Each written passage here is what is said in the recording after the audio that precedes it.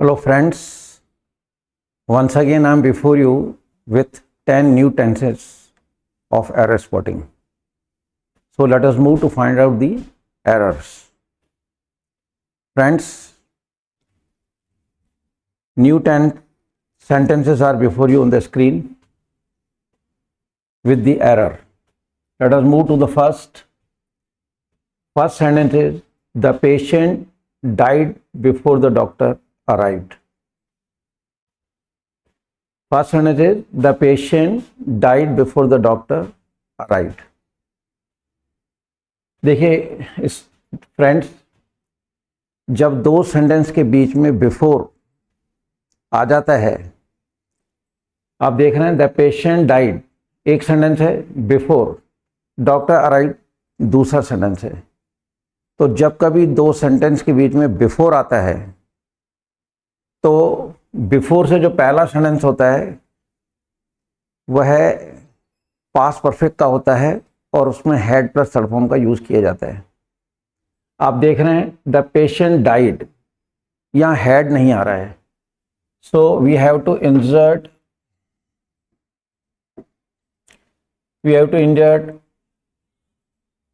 Had here. Now the sentence is right. The patient had died before the doctor arrived. Hindi है, doctor के आने से पहले patient यानी रोगी मर चुका था। तो इंग्लिश का एक ये स्ट्रक्चर है, सेंटेंस पैटर्न है कि अगर दो सेंटेंस के बीच में बिफोर आता है तो जो फर्स्ट सेंटेंस है वो आपको हेड प्लस थर्ड फॉर्म यानी कि पास्ट परफेक्ट में ट्रांसलेट करना है। जो सेकंड सेंटेंस है वो आपको पास्ट इंडेफिनिट टेंस में करना है, यानी कि सेकंड फॉर्म लगेगी। इसको सीधी भाषा में बात करें तो यूं कहेंगे, जब कभी दो सेंटेंस के बीच में पहले शब्द आ जाए हिंदी में, राइट, डॉक्टर के आने से पहले रोगी मर चुका था। हिंदी का सेंटेंस ये है, डॉक्टर के आने से पहले रोगी मर चुका था। जब हम इसकी इंग्लिश बनाएंगे तो पीछे वाले सेंटेंस की इंग्लिश पहले बनेगी, हेड प्लस थर्ड फॉर्म लगकर, फिर बिफोर, और जो पहला सेंटेंस है वो पीछे जाएगा और उसकी हिंदी बनेगी सेकंड फॉर्म में। पर अभी हम यहाँ इंग्लिश के सेंटेंस की बात कर रहे हैं। मैंने आपको हिंदी का स्ट्रक्चर भी समझाया। जब कभी दो सेंटेंस के बीच में मैं हिंदी के सेंटेंस की बात कर रहा हूँ, जब कभी दो सेंटेंस हिंदी के दो सेंटेंस के बीच में पहले आ जाए सेंटेंस, देखिए डॉक्टर के आने से पहले रोगी मर चुका था, तो हम इसकी इंग्लिश बनाएंगे तो पीछे वाले की इंग्लिश पहले बनेगी, यानी सेंटेंस हिंदी के रिवर्स होकर बनेंगे। ठीक है, डॉक्टर के आने से पहले रोगी मर चुका था, तो हम पीछे वाले की इंग्लिश पहले बनाएंगे, किसमें, हेड प्लस थर्ड फॉर्म, फिर बिफोर, और जो पहला सेंटेंस था ये पीछे जाएगा, इसमें सेकंड फॉर्म लगेगी। राइट, ये सेम केस है आपके सामने।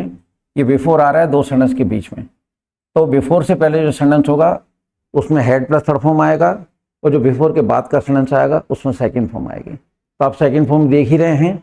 But the mistake what we have in this sentence is कि द पेशेंट हैड, तो यहाँ हेड नहीं है, हमने हेड लगा दिया। Now the sentence is right. I think clear? Okay, let us move to the second one. I shall have left this place by the time he will come. I shall have left the place, shall है plus third form, future perfect tense है ये, right. I shall have left this place, मैं इस जगह से जा चुका हूँगा या मैं जगह छोड़ चुका हूँगा, right. By the time he will come, उस समय तक जब तक वो आएगा। फ्रेंड्स, दो सेंटेंस देखिए इधर, I shall have left this place by the time he will come. यहाँ हम विल को डिलीट करेंगे, राइट, और इसमें एस लगा देंगे, तो ये सेंटेंस राइट हो जाएगा। I shall have left this place by the time he comes होगा। एक सेंटेंस में दो फ्यूचर के सेंटेंस नहीं आते हैं, ठीक है। नॉर्मली क्या होता है, आधा सेंटेंस अगर फ्यूचर का है तो आधा प्रेजेंट का होगा। अगर आधा सेंटेंस फ्यूचर का है तो आधा प्रेजेंट का होगा। फ्यूचर कोई भी हो सकता है, प्रेजेंट कोई भी हो सकता है। सो उस बिहाफ पे ऊपर हम देखते हैं कि सेंटेंस के अंदर मिस्टेक क्या है। I shall have left this place, मैं इस जगह को छोड़ चुका हूँगा, या मैं इस जगह से रवाना हो चुका हूँगा, या मैं इस जगह से चला गया हूँगा, उस समय तक जब तक वो आता है, आएगा नहीं। So we have to delete will and we have to write s with comes. तो ये प्रेजेंट इंडेफिनिट टेंस का सिंपल सेंटेंस है, सब्जेक्ट सिंगुलर है, इसलिए इसमें कम में एस लगाना जरूरी है। अगर यहाँ सब्जेक्ट प्लूरल होता तो विल हट जाता और कम का कम रहता, but right now what we are seeing in this sentence the subject is singular.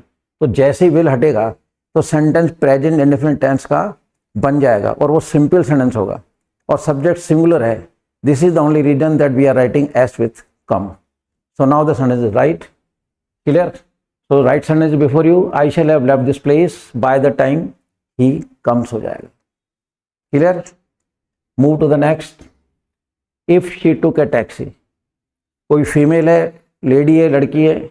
If she took a taxi she would reach the station in time. If she took a taxi she would reach the station in time. कहता है कि अगर उसने taxi किराए पे ली, she would reach the station in time, तो वह इस टाइम पर स्टेशन पहुंच जाएगी।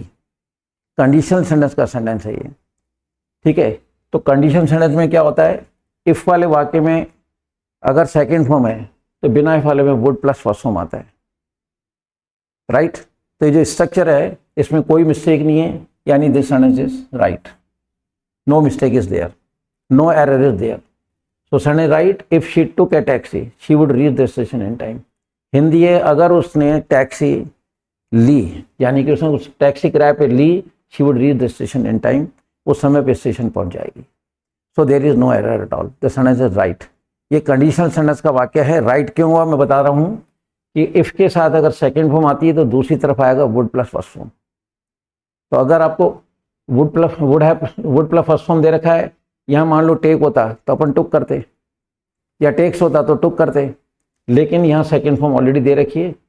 तो इफ वाले वाक्य में एक तरफ सेकंड फॉर्म होती है तो दूसरी तरफ वुड प्लस फर्स्ट फॉर्म लगता है। In that way the sentence is right, no error is there, clear. Move to the next. He had gone to the theatre last night. देखिए, he had gone to the theatre last night, गत रात्रि को वो theatre गया था। Friends, English का एक नियम है कि पास परफेक्ट का अकेला सेंटेंस आता है तो उसमें हैड प्लस थर्ड फॉर्म न लगा करके सेकंड फॉर्म का यूज़ किया जाता है। ऐसा एक नियम आपने भी बुक्स में पढ़ा होगा। सो ये पास परफेक्ट का सिंगल सेंटेंस है। He had gone to the theatre last night, कि लास्ट नाइट वो थिएटर चला गया था। सिंगल सेंटेंस है पास परफेक्ट का, तो जो नियम है एज पर दैट हमको यहाँ से मतलब जो हैड ये डिलीट करना पड़ेगा, and in place of it we have to write went. Past perfect का अकेला सेंटेंस आता है, उसमें हेड प्लस थर्ड फॉर्म लिखा हो तो आप please head plus third form को डिलीट करें, उसकी जगह सेकंड फॉर्म भर दें, sentence right. So right sentence before you after deleting this, है ना, हेड प्लस गोन को डिलीट करके वेंट लिख दिया, sentence right. He went to the theatre last night, clear. तो ये नियम समझ में आ गया होगा। एक बार रिपीट करता हूँ, जब कभी इंग्लिश के अकेले सेंटेंस में हेड प्लस थर्ड फॉर्म आ जाए, आप हेड प्लस थर्ड फॉर्म को डिलीट करके सेकंड फॉर्म लगा दें, as I did, clear. Next sentence is I shall have finish my work before he had come, right. I shall have finish my work before he had come. देखिए, ये before after का case है। Before after में अगर एक तरफ शैल है plus third form आता है तो दूसरी तरफ प्रेजेंट इंडेफिनिट टेंस का वाक्य आएगा। ये सीक्वेंस ऑफ टेंस के अंडर आती है ये चीज़, क्लियर। लेकिन अपन उधर न जा करके, टॉपिक के नाम की तरफ न जा करके, मैं जो कहना चाह रहा हूँ, अगर दो सेंटेंस के बीच में बिफोर आ रहा है, क्लियर, ये बिफोर आ रहा है ना, जैसा आपने बिफोर का सेंटेंस वाले यहाँ देखा, ये भी सीक्वेंस ऑफ टेंस का ही टॉपिक है। तो दो सेंटेंस के में बिफोर आता है, यहाँ तो बिफोर के पहले हेड प्लस थर्ड फॉर्म और सेकंड फॉर्म, ठीक है। यहाँ क्या हो रहा है, बिफोर के पहले सेंटेंस में अगर शैल हैव आ रहा है तो दूसरे सेंटेंस के अंदर प्रेजेंट इंडेफिनिट टेंस का वाक्य आएगा। तो हम क्या करेंगे, ये हेड को डिलीट करेंगे यहाँ से और यहाँ एस लगा देंगे, बिकॉज सब्जेक्ट इज सिंगुलर। तो सेंटेंस क्या बना, I shall have finish my work before he comes. फिर सुन लीजिए, दो सेंटेंस के बीच में अगर पहले शब्द आ जाता है, जैसे डॉक्टर के आने से पहले रोगी मर चुका होगा, यहाँ मैंने बोला था चुका था, ठीक है, लेकिन इसका सेकंड मतलब फॉर्म है कि डॉक्टर के आने से पहले रोगी मर चुका होगा। जब इसकी इंग्लिश बनती है तो पीछे वाले की इंग्लिश ऐसे रिवर्स होके बनती है। इसकी इंग्लिश पहले बनेगी और जो पहला सेंटेंस कुछ इंग्लिश पीछे जाएगी, बीच में बिफोर आ जाएगा। फिर सुनिए, डॉक्टर के आने से पहले रोगी मर चुका होगा। सुना हुआ सेंटेंस आपका, राइट। जो सेंटेंस ऑलरेडी माइंड में होता है, फ्रेंड्स माइंड में, अगर हम उसी पे बात करें तो फिर चीज़ ज़्यादा समझ में आती है। तो डॉक्टर के आने से पहले रोगी मर चुका होगा, इसकी इंग्लिश पहले बनेगी। एज यू नो वेल, चुका होगा मीन्स फ्यूचर परफेक्ट, तो इसकी इंग्लिश बनाएंगे हम विल हैव या shall have plus third form, बीच में बिफोर। जो पहला सेंटेंस है डॉक्टर के आने से पहले, ये पीछे जाएगा प्रेजेंट इंडेफिनिट टेंस में। सो अंडर दिस रूल इस सेंटेंस को हमको सही करना है। I shall have finished my work before he had come की जगह हैड को डिलीट करेंगे, कम में एस लग जाएगा, सेंटेंस राइट हो जाएगा। तो जब कभी दो सेंटेंस के बीच में आपको बिफोर दिखे और एक तरफ शैल है प्लस थर्ड फॉर्म दिखता है, तो आपको इधर फर्स्ट फॉर्म लगानी है। Depends on subject, he singular है इसलिए एस लगाया मैंने। अगर यहाँ ही की जगह सब्जेक्ट प्लूरल होता तो एस लगाने की आवश्यकता नहीं पड़ती। क्लियर? तो ये एक मतलब है यूज आपके सामने है। चलिए नेक्स्ट सेंटेंस पे चलते हैं। Had I known you were coming, had I known you were coming I would stay at home. Friends, ये भी एक कंडीशनल सेंटेंस है। ये जो हैड आ रहा है, जब कंडीशनल सेंटेंस में, वैसे कंडीशनल सेंटेंस इफ से शुरू होता है, लेकिन अगर हम हैड को, इस सेंटेंस को आप ऐसे भी लिख सकते हैं, if I had known, if I had known, if I had known. अगर मैं इस सेंटेंस को ऐसे लिख देता हूं तो भी राइट है। अब मैंने इस सेंटेंस में क्या किया है, हैड को यहां बाहर ले लिया है।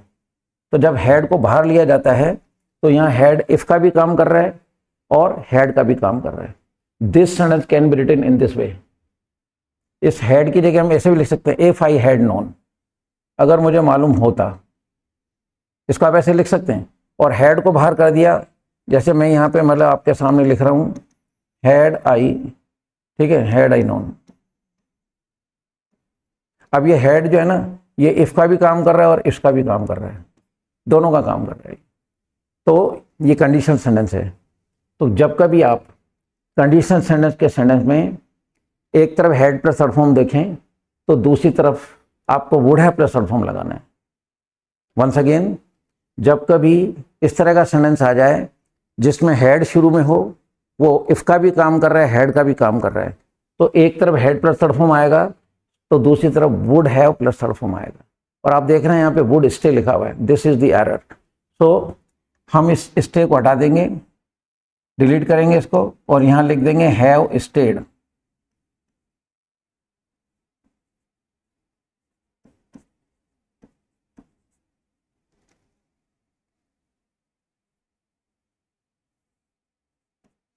Have stayed.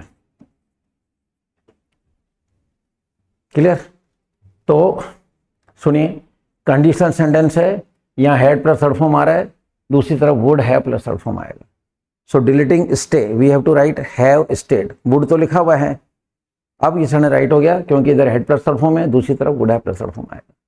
तो जब कभी एक सेंटेंस में एक तरफ हेड प्लस थर्ड फॉर्म हो, दूसरी तरफ would have plus third form का होना जरूरी है। ठीक है, यहाँ इस सेंटेंस की बात कर रहे हैं अपन। तो आप मतलब जो वुड लिखा हुआ है, स्टे हटा के और हमने हैव स्टेड कर दिया, तो ये हो गया would have stayed. Now the sentence is right. Clear? चलिए move to the next. If you had been at the meeting, कहता है अगर तुम मीटिंग में मौजूद होते, I should have seen you, मैं तुमसे जरूर मिलता। यहाँ सीन का मतलब मिलने से भी हो सकता है, मतलब मिलने से है ज़्यादा, तो मैं तुम्हें जरूर मिलता। ये भी कंडीशनल सेंटेंस है। देखिए इसी का एक रूप है। यहाँ हमने हैड को बाहर करा है, तो यहाँ हैड इफ का भी काम कर रहा है, हैड का भी काम कर रहा है, लेकिन इस सेंटेंस में इफ लगा दिया है, तो ये इफ अलग है, हैड अलग है। इसको भी अपन हैड को बाहर लाएं तो अपन इसको लिखा जा सकता है हैड यू बीन, जैसा कि मैंने अभी आपको यहाँ समझाया।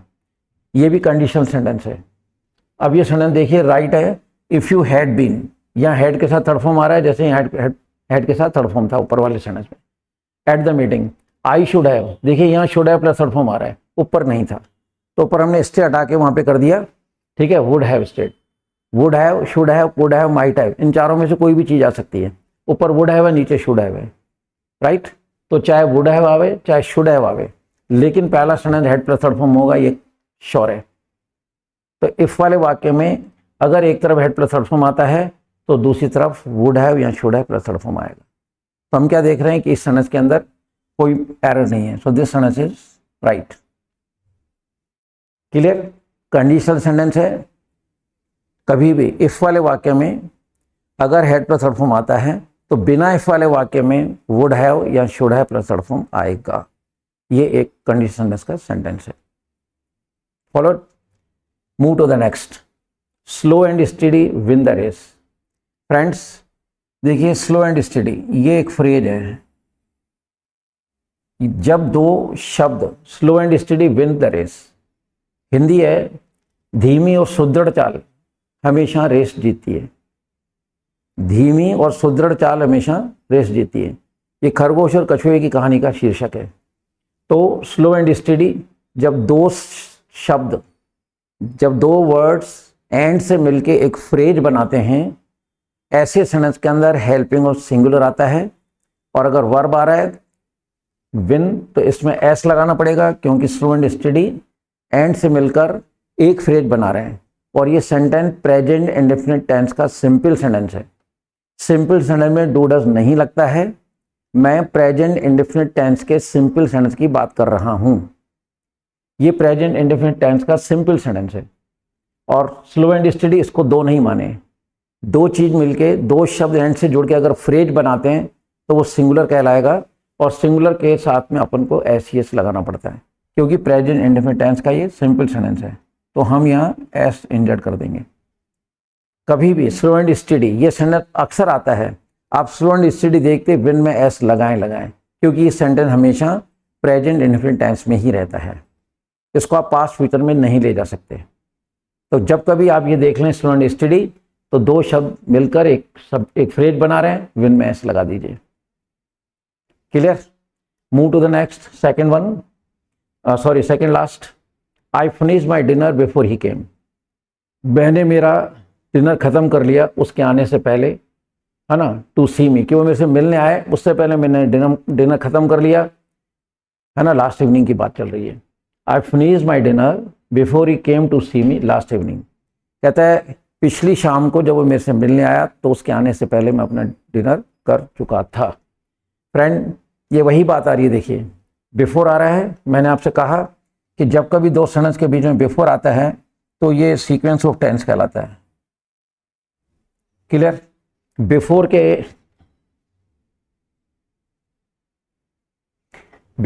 एक तरफ बिफोर अगर आ रहा है दो सेंटेंस के बीच में, तो बिफोर से पहले जो सेंटेंस होगा इसमें हैड प्लस थर्ड फॉर्म, और जो बिफोर के बाद होगा सेकंड फॉर्म। जैसा कि हमने फर्स्ट सेंटेंस में देखा, यहाँ हेड नहीं था तो हमने हेड लगाया, वो सेकंड फॉर्म ऑलरेडी थी।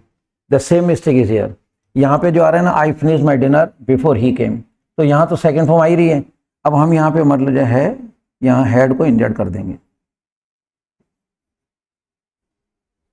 तो सेंटेंस हो जाएगा, है ना, I had finish my dinner before he came to see me last evening. तो ये बिफोर आफ्टर का सेंटेंस है।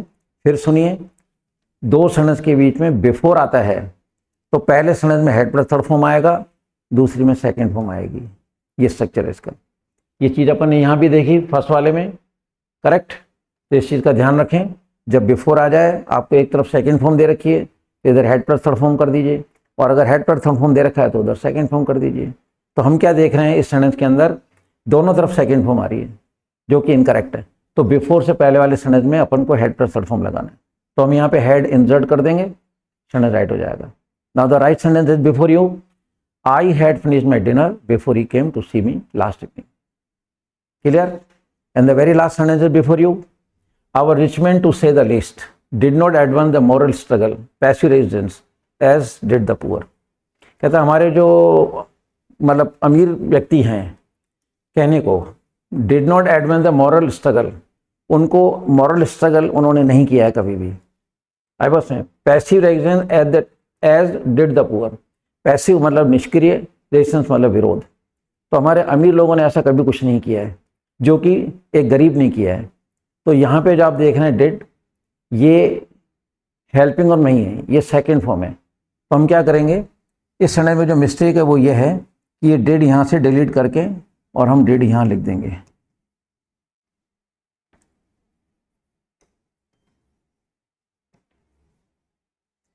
क्योंकि ये डिड यहाँ सेकेंड फॉर्म आ रही है डू की, तो हो जाएगा, ये हो जाएगा as the poor did. Now the sentence right. तो फिर इस सेंटेंस को हम कैसे पढ़ेंगे? Our rich man to say the least, कि हमारे जो अमीर लोग हैं उनके बारे में बहुत कम, उन लोगों ने बहुत कुछ मतलब कम किया है। Did not advance the moral struggle, उन्होंने मॉरल स्ट्रगल नहीं किया है, नैतिक संघर्ष नहीं किया है, ठीक है, पैसिव रेजिडेंस, और ना उनके अंदर निष्क्रिय को ऐसा विरोध किया है जैसे कि एक गरीब व्यक्ति ने किया। तो यहाँ पे डिड पीछे ले जाएंगे। ये सेंटेंस पास्ट इंडेफिनिट टेंस का सिंपल सेंटेंस है। Clear friends? एक बात मैं यहाँ क्लियर करना चाहूँगा, मैंने पिछली वीडियोज में जब प्रेजेंट इंडेफिनिट और पास्ट इंडेफिनिट टेंस पढ़ाया था तो मैंने आपको ये कहा था कि प्रेजेंट इंडेफिनिट टेंस के सिंपल सेंटेंस में डू डज नहीं लगता, फर्स्ट फॉर्म लगती है, और अगर रिक्वायरमेंट होती है तो एस लगता है, डू डज नहीं लगता है, राइट। पास्ट में डिड नहीं लगता, सेकेंड फॉर्म लगती है। क्लियर? तो किसी फ्रेंड ने हमसे कमेंट बॉक्स में प्रश्न पूछा कि sir I do my work, ये सिंपल टेंस में डू आ रहा है। फ्रेंड्स, मैं आपको क्लियर कर देना चाहता हूँ कि डू और हैव ये दो ऐसे हेल्पिंग वर्ब हैं जो इनको अपन हेल्पिंग वर्ब भी कह सकते हैं और वर्ब भी कह सकते हैं। तो अगर आप कह रहे हो कि आई डू माई वर्क, इसमें डू अकेला आ रहा है, तो ये हेल्पिंग वर्ब नहीं है। हमने ये कहा था कि प्रेजेंट इंडेफिनिट टेंस के सिंपल सेंटेंस में डू डज नहीं लगता है हेल्पिंग वर्ब के रूप में। आपने जो कमेंट बॉक्स में लिखा है कि आई डू माई वर्क, इसमें सिंपल है, इसमें डू आ रहा है, वहाँ डू वर्ब है, तो वर्ब के लिए तो मना कर ही नहीं रहे ना। ऐसे I did it, I did it, अब इसमें डिड आ गया। आप कहोगे सर सिंपल सेंटेंस में डिड तो लगता ही नहीं है। यहाँ डिड डू की सेकंड फॉर्म है, क्योंकि do as a helping verb भी यूज होता है और एज ए वर्ब भी यूज होता है। देखिए मैं आपको बता रहा हूँ, जैसे I do not do, correct, he does not do, है ना, ही डिड नॉट डू। तो ये जो डू आ रहा है ये तो वर्ब है ना, ये जो डू आ रहा है ये तो वर्ब है। तो आप इसको मतलब ये वर्ब है सारे के सारे। सिंपल सेंटेंस में अगर आ रहा है तो वो, तो यहाँ देखिए दो डू आ गए ना, तो ये जो डू है ये हेल्पिंग वर्ब है, ये डू वर्ब है। तो इस चीज़ का ध्यान रखें। अगर अकेले सेंटेंस में कभी आप डू डज डिड देखते हैं तो वो एज ए वर्ब यूज किए गए, ना कि as a helping verb. Clear?